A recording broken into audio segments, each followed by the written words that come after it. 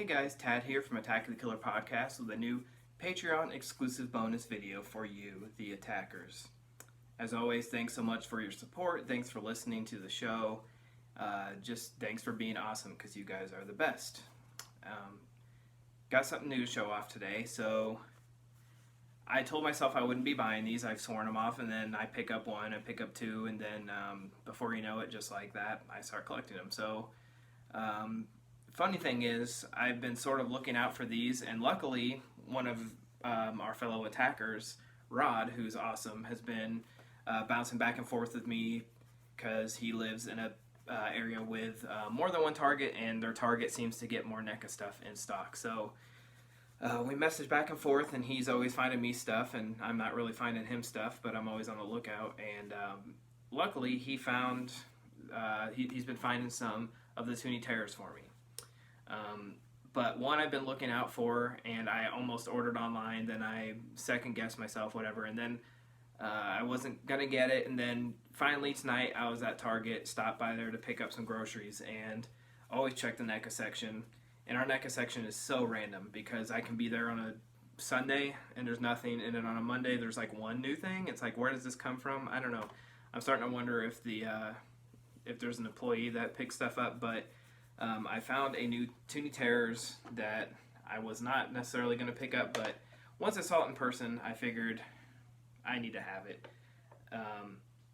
I've had like this weird love-hate relationship with Scream. I appreciate it for what it is. Back in the 90s, when it first came out, I saw it. It was like my mom bought it for us on VHS. It was traditional for Christmas time.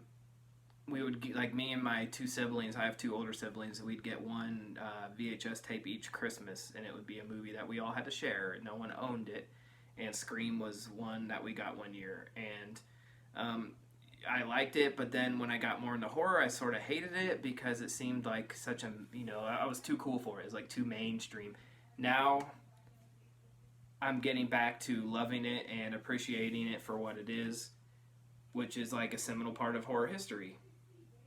So, we have Ghostface, and they've been very careful not to do, like, just Scream stuff. This is all Ghostface stuff, so they don't need the Scream license.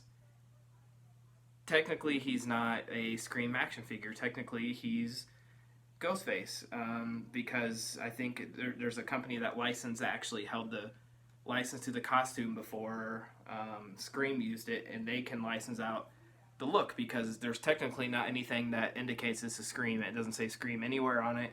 Just says Ghostface.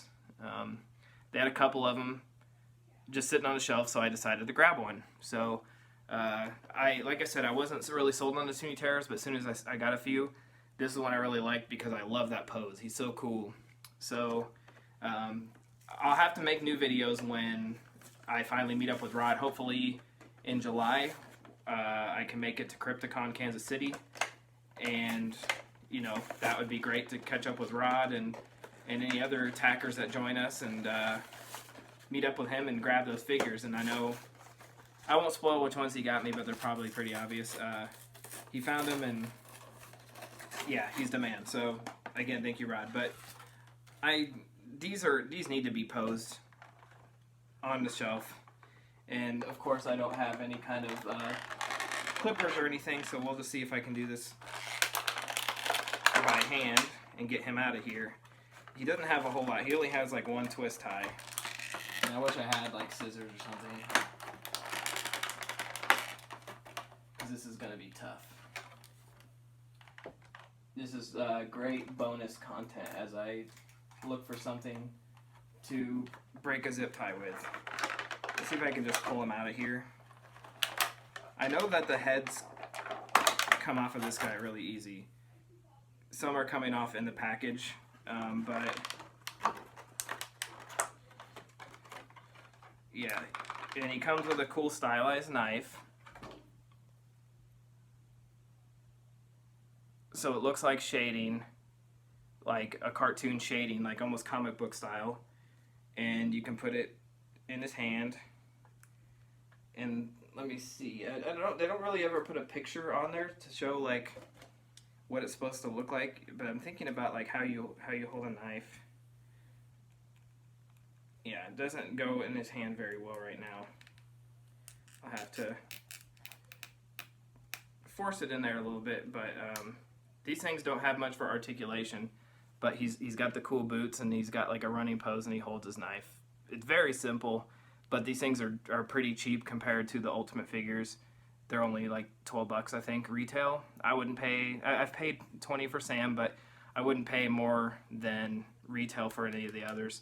But I know he'd probably have a hard time standing. But yeah, Toony Terrors, Ghostface, thanks for watching. Thanks for supporting the show.